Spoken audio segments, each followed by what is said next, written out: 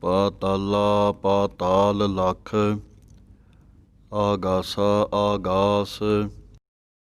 ਓੜਕ ਓੜਕ ਭਾਲ ਥੱਕੇ, ਵੇਦ ਕਹਿਨ ਇੱਕ ਬਾਤ।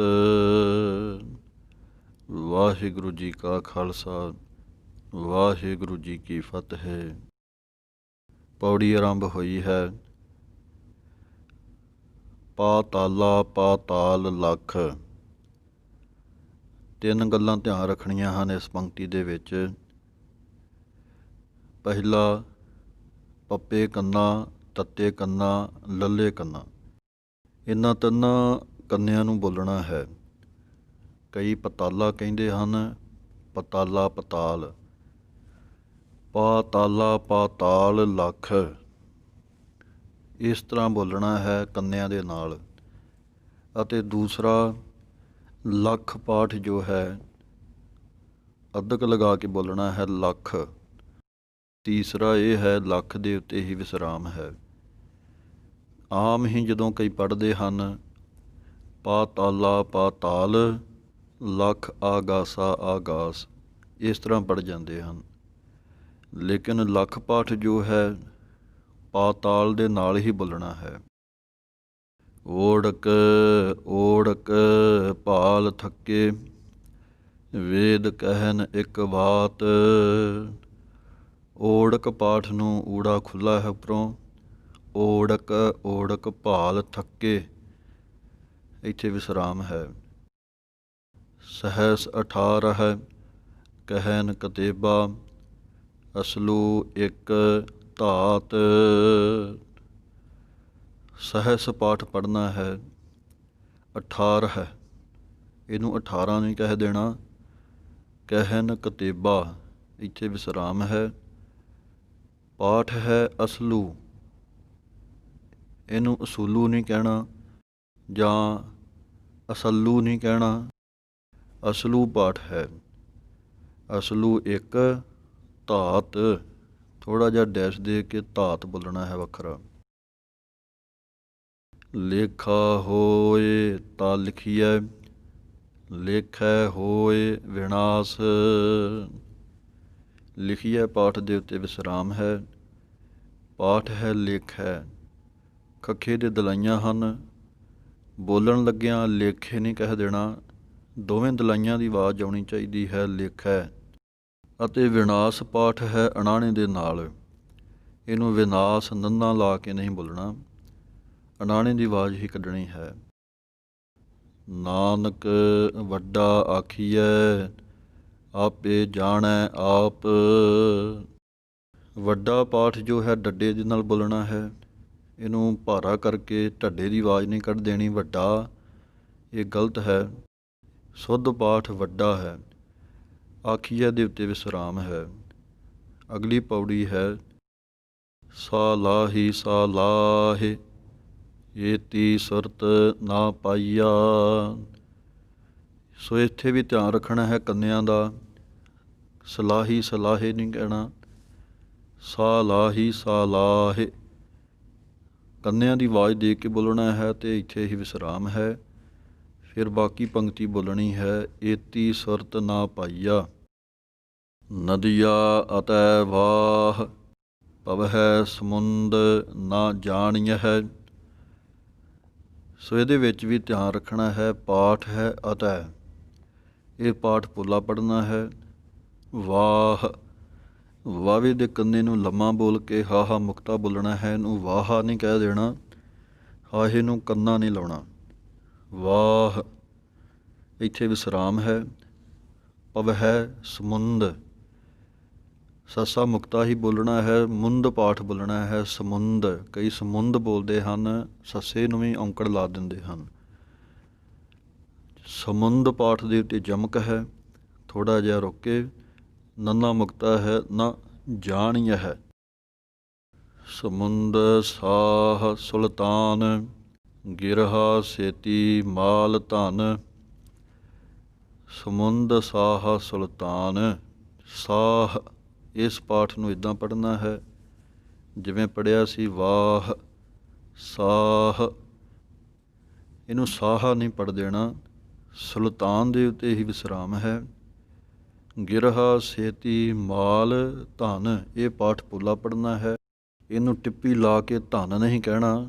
ਇਸ ਪਾਠ ਨੂੰ ਪੋਲਾ ਜਿਹਾ ਪੜ੍ਹਨਾ ਹੈ, ਧਨ। ਕੀੜੀ ਤੁਲ ਨਾ ਹੋਵਨੀ, ਜੇ ਤਿਸ ਮਨ ਹੋ ਨਾ ਵੀਸਰਹਿ। ਪਾਠ ਤੁਲ ਪੜ੍ਹਨਾ ਹੈ, ਥੋੜ੍ਹਾ ਜਿਹਾ ਉੱਪਰ ਅੱਧਕ ਲਗਾ ਕੇ। ਨਾ ਮੁਕਤਾ ਹੈ, ਹੋਵਨੀ ਦੇ ਉੱਤੇ ਵਿਸਰਾਮ ਹੈ, ਜੇ ਦੇ ਉੱਤੇ ਜਮਕ ਲਗਾ ਕੇ ਥੋੜ੍ਹਾ ਰੁਕ ਕੇ ਤਿਸ ਪਾਠ ਪੋਲਾ ਪੜ੍ਹਨਾ ਹੈ। ਮਨਹੁ ਨਾ ਵੀਸਰਹਿ, ਇਹਨੂੰ ਵੀਸਰਹਿ ਨਹੀਂ ਕਹਿ ਦੇਣਾ। ਹਾਹੇ ਦੀ ਸਿਹਾਰੀ ਦੀ ਆਵਾਜ਼ ਵੀ ਆਉਣੀ ਚਾਹੀਦੀ ਹੈ, ਵੀਸਰਹਿ। ਅੰਤ ਨਾ ਸਿਫਤੀ ਕਹਿਣ ਨਾ ਅੰਤ, ਸਿਫਤੀ ਪਾਠ ਦੇ ਉੱਤੇ ਵਿਸਰਾਮ ਹੈ। ਅੰਤ ਨਾ ਕਰਣੈ ਦੇਣ ਨਾ ਅੰਤ, ਕਰਣੈ ਪਾਠ ਅਣਾਣੇ ਦੇ ਨਾਲ ਹੈ, ਇੱਥੇ ਵਿਸਰਾਮ ਹੈ। ਅੰਤ ਨਾ ਵੇਖਣ, ਸੁਣਨ ਨਾ ਅੰਤ, ਸੁਣਨ ਪਾਠ ਜੋ ਹੈ ਦੋਵੇਂ ਅਣਾਣਿਆਂ ਦੀ ਆਵਾਜ਼ ਆਉਣੀ ਚਾਹੀਦੀ ਹੈ। ਕਈ ਵਿੱਚ ਨੰਨਾ ਲਾ ਜਾਂਦੇ ਹਨ ਜਾਂ ਪਿਛੇ ਨੰਨਾ ਲਾ ਦਿੰਦੇ ਹਨ। ਵੇਖਣ ਪਾਠ ਬੋਲਣ ਲੱਗਿਆਂ ਵੀ ਅਣਾਣਾ ਬੋਲਣਾ ਹੈ, ਅਤੇ ਸੁਣਨ ਇਹ ਢੰਗ ਹੈ ਬੋਲਣ ਦਾ। ਅੰਤ ਨਾ ਜਾਪੈ ਕਿਆ ਮਨ ਮੰਤ, ਅੰਤ ਨਾ ਜਾਪੈ ਕੀਤਾ ਆਕਾਰ, ਐੜੇ ਦੇ ਕੰਨੇ ਨੂੰ ਛੱਡ ਨਹੀਂ ਜਾਣਾ, ਆਕਾਰ ਪਾਠ ਬੋਲਣਾ ਹੈ। ਅੰਤ ਨਾ ਜਾਪੈ ਪਾਰਾਵਾਰ, ਇਸੇ ਤਰ੍ਹਾਂ ਹੀ ਜਾਪੈ ਦੇ ਉੱਤੇ ਵਿਸਰਾਮ ਹੈ, ਪਾਰਾਵਾਰ ਪਾਠ ਬੋਲਣਾ ਹੈ। ਅੰਤ ਕਾਰਣ ਕੇਤੇ ਬਿਲ ਲਾਹੇ, ਇਸ ਪਾਠ ਦੇ ਅੰਦਰ ਵੀ ਦੋ ਲੱਲੇ ਹਨ।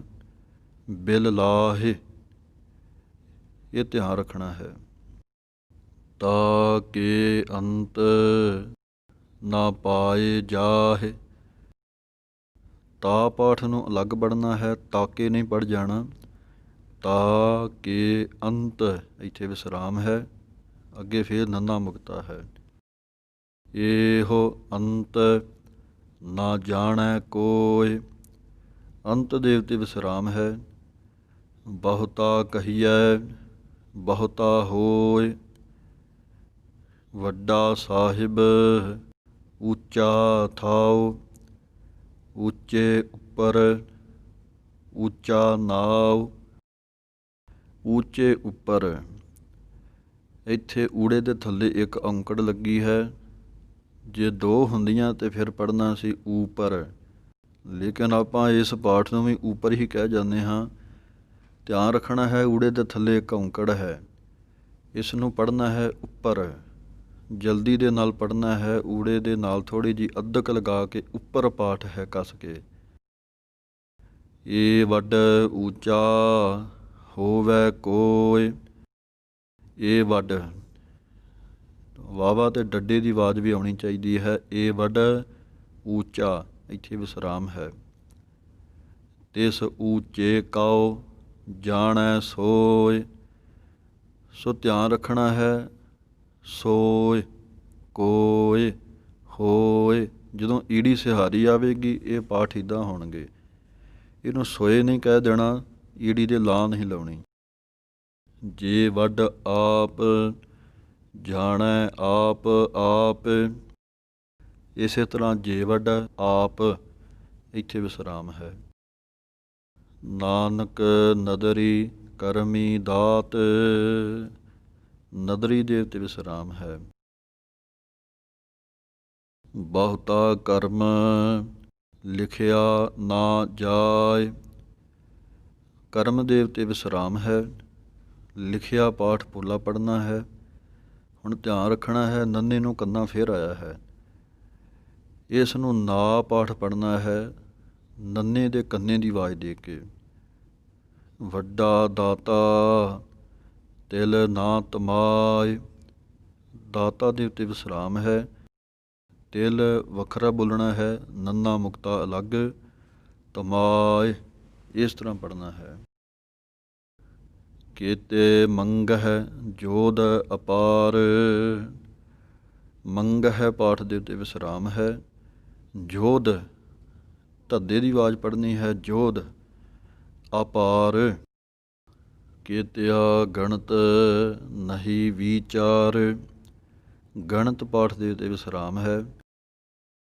ਕੀਤੇ ਖਪ ਟੁੱਟ ਹੈ ਵੇਕਾਰ। ਕੀਤੇ ਦੇ ਉੱਤੇ ਵਿਸਰਾਮ ਹੈ। ਖਾਪ ਪਾਠ ਪੋਲਾ ਪੜ੍ਹਨਾ ਹੈ। ਟੁੱਟ ਹੈ ਪਾਠ ਹੈ ਤੱਤੇ ਦੇ ਨਾਲ। ਇਹਨੂੰ ਟੈਂਗੇ ਦੇ ਨਾਲ ਟੁੱਟ ਹੈ ਨਹੀਂ ਪੜ੍ਹ ਜਾਣਾ, ਤੱਤੇ ਦੀ ਆਵਾਜ਼ ਹੀ ਦੇਣੀ ਹੈ। ਟੁੱਟ ਹੈ ਵੇਕਾਰ। ਕੀਤੇ ਲੈ ਲੈ ਮੁੱਕਰ ਪਾਹੇ। ਕੀਤੇ ਦੇ ਉੱਤੇ ਵਿਸਰਾਮ ਲਗਾ ਕੇ ਲੈ ਲੈ ਮੁੱਕਰ ਪਾਹੇ। ਇਹਨੂੰ ਮੁੱਕਰ ਪਾਠ ਪੋਲਾ ਨਹੀਂ ਪੜ੍ਹਨਾ, ਥੋੜ੍ਹਾ ਜਿਹਾ ਕੱਸ ਕੇ ਮੁੱਕਰ ਪਾਠ ਪੜ੍ਹਨਾ ਹੈ। ਕੀਤੇ ਮੂਰਖ ਖਾਹੀ ਖਾਹੇ। ਮੂਰਖ ਦੇ ਉੱਤੇ ਵਿਸਰਾਮ ਹੈ। ਇਹਨੂੰ ਪਾਠ ਨੂੰ ਖਾਹੀ ਹੀ ਪੜ੍ਹਨਾ ਹੈ ਹਾਹੇ ਦੇ ਨਾਲ। ਕਈ ਖਾਈ ਖਾਏ ਪੜ੍ਹ ਜਾਂਦੇ ਹਨ। ਕੀਤਿਆ ਦੁਖ ਭੂਖ ਸਦ ਮਾਰ। ਸਦ ਪਾਠ ਪੁੱਲਾ ਪੜ੍ਹਨਾ ਹੈ। ਇਹ ਭੇ ਦਾਤ ਤੇਰੀ ਦਾਤਾਰ। ਇਸ ਪੰਕਤੀ ਨੂੰ ਆਪ ਜੀ ਨੇ ਧਿਆਨਪੂਰਵਕ ਸਮਝਣਾ ਹੈ। ਇਹ ਪਾਠ ਪੜ੍ਹਨਾ ਹੈ ਪਹਿਲਾਂ ਤੇ ਭੱਬੇ ਸਿਹਾਰੀ ਭੇ ਇਸ ਤਰ੍ਹਾਂ ਆਵਾਜ਼ ਕੱਢਣੀ ਹੈ। ਕਈ ਨੂੰ ਭੀ ਪੜ੍ਹ ਜਾਂਦੇ ਹਨ। ਇਸ ਪੰਕਤੀ ਦੇ ਵਿੱਚ ਚਾਲ ਦੇ ਅਨੁਸਾਰ ਜੋ ਵਿਸਰਾਮ ਲਗਾਇਆ ਜਾਂਦਾ ਹੈ ਉਹ ਦਾਤ ਦੇ ਉੱਤੇ ਲੱਗਦਾ ਹੈ।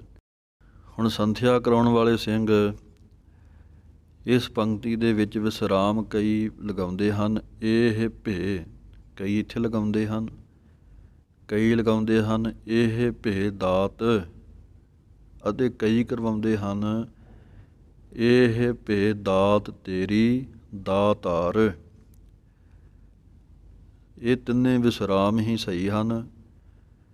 ਕਿਤੇ ਵੀ ਲੱਗ ਸਕਦਾ ਹੈ, ਇਹ ਸਹੀ ਉਚਾਰਨ ਹੈ, ਸਹੀ ਵਿਸਰਾਮ ਹੈ, ਕਿਤੇ ਵੀ ਲਗਾ ਦਿਓ। ਲੇਕਿਨ ਚਾਲ ਦੇ ਅਨੁਸਾਰ ਜੋ ਲਗਾਇਆ ਜਾਂਦਾ ਹੈ ਉਹ ਦਾਤ ਦੇ ਉੱਤੇ ਹੈ।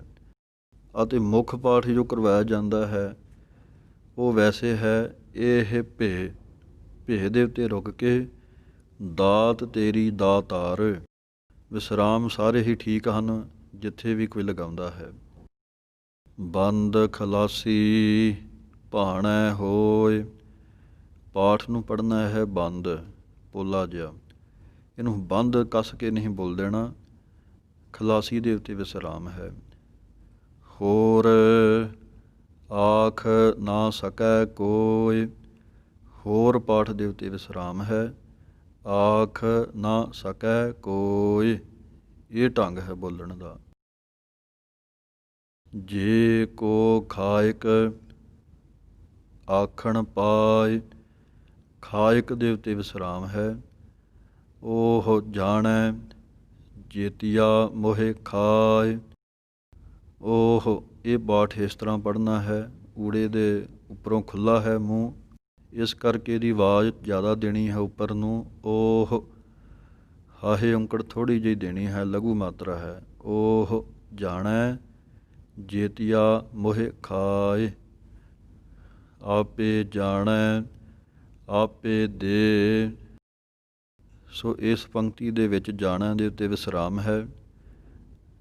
ਆਪੇ ਦੇ ਦੱਦੇ ਲਾਂ ਈੜੀ ਸਿਹਾਰੀ ਦੀ ਆਵਾਜ਼ ਵੀ ਥੋੜ੍ਹੀ ਜਿਹੀ ਨਾਲ ਬੋਲਣੀ ਹੈ। ਆਪੇ ਦੇ।